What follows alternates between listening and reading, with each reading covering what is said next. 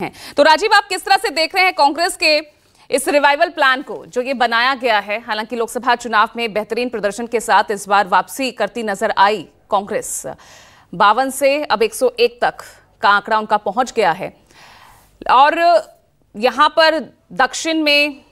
गांधी परिवार के सदस्य के तौर पर यह प्रियंका गांधी को उतारने की जो तैयारी है, रायबरेली खुद संभालेंगे। तो उत्तर से लेकर जो दक्षिण तक की जो ये रणनीति बनाई गई है, किस तरह से आप देख रहे हैं?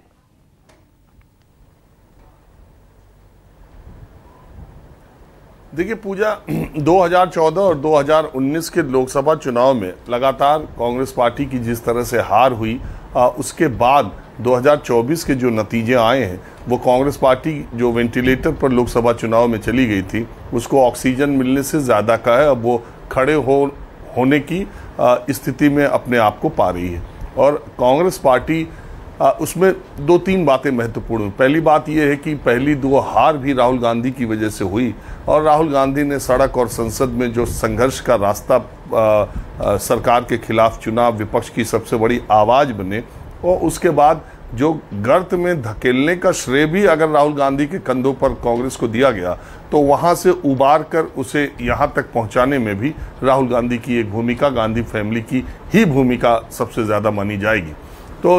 अब जिस स्थिति में कांग्रेस पार्टी पहुंच गई है वहां से उसको आगे जाने का रास्ता दिखाई देने लगा है। अब इसके पहले वो उसे कुछ समझ नहीं आ रहा था, न पार्टी के कार्यकर्ताओं को, न संगठन को, कि नेता को, कि कमी कहां से हो रही है और इसमें कोई सुधार की गुंजाइश है कि नहीं। 4 जून के पहले बहुत सारे लोगों का ये मानना था कि वही हाल कांग्रेस का इस बार भी होगा जो 14 और 19 में हुआ था, लेकिन नतीजे ये बताते हैं कि उससे बहुत जगह पर अनअपेक्षित सफलता मिली है और उसे वह ऐसे वर्गों का समर्थन मिला है जो उसके आगे के लिए कुछ उम्मीद और कुछ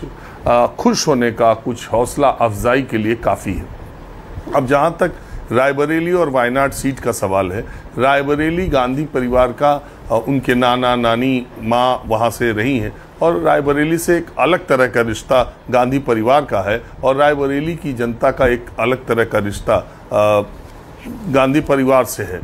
ये दोनों म्यूचुअल है। और आप आज की परिस्थिति में भी अगर राहुल गांधी 1-2 बार रायबरेली जाकर, सीधे पर्चा दाखिला के बाद 1-2 बार जाकर, आज के मौजूदा माहौल में मोदी योगी की जोड़ी में, डबल इंजन की सरकार में अगर 4 लाख से ज़्यादा वोटों से रायबरेली जीतते हैं और जबकि उनके खिलाफ योगी सरकार के मंत्री उतरते हैं, तो आप इसी से समझ सकती हैं कि रायबरेली से गांधी परिवार का रिश्ता कैसा है। दूसरी बात, सोनिया गांधी ने जो एक भावुक अपील चिट्ठी के जरिए राज्यसभा जाने से पहले रायबरेली के लोगों के लिए की थी, उसमें उन्होंने वायदा किया था कि गांधी परिवार का रिश्ता जो है वो रायबरेली से कभी नहीं टूटेगा। तो ये जो 2-3 चीज़ें ऐसी इंपॉर्टेंट थी जिससे ये माना जा रहा था कि रायबरेली लड़के तो राहुल गांधी अब फिर छोड़ने वाले नहीं।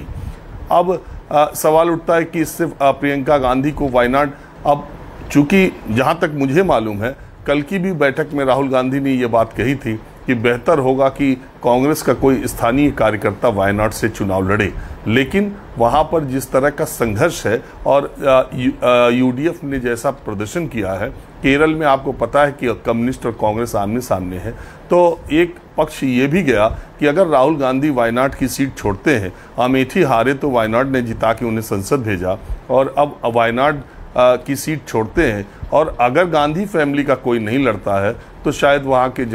की जनता उदास और निराश हो और इसका नुकसान उठाना पड़ सकता है, जो आगे चल के केरल के चुनाव पर भी इसका असर पड़ सकता है। अगर राहुल गांधी को प्रियंका गांधी रिप्लेस कर रही हैं तो मुझे नहीं लगता है कि किसी भी लोकसभा क्षेत्र के लोगों को कोई बहुत ज़्यादा नाराज़गी या कोई बहुत ज़्यादा क्षोभ होगा। प्रियंका गांधी का अपना एक और है, उनके बोलने की अपनी एक स्टाइल है। उन्होंने अपने चुनावी कौशल से आपने देखा कि अमेठी में रिजल्ट को कैसे पलट दिया। बिल्कुल पहले दिन लगा था कि किशोरी लाल शर्मा लड़ रहे हैं तो वकवर स्मृति ईरानी को मिल गया, लेकिन प्रियंका गांधी ने वहाँ पर रह करके 6 दिन 7 दिन लगातार, फिर रायबरेली को देखकर, तो प्रियंका गांधी वहाँ वायनाड जाएंगी तो अब उसका नुकसान कम से कम कांग्रेस पार्टी को नहीं होगा और केरल के आने वाले विधानसभा चुनाव में इसका फायदा होगा। यही सोच करके उत्तर और दक्षिण की बात है। जहाँ तक उत्तर प्रदेश की बात है, उत्तर प्रदेश के विधानसभा चुनाव में 17 और 19 में कांग्रेस पार्टी का प्रदर्शन प्रदर्शन कैसा रहा ये बताने की ज़रूरत नहीं है। अब 2009 के बाद 14 और 19 में 1 और 2 सीटें पाने के बाद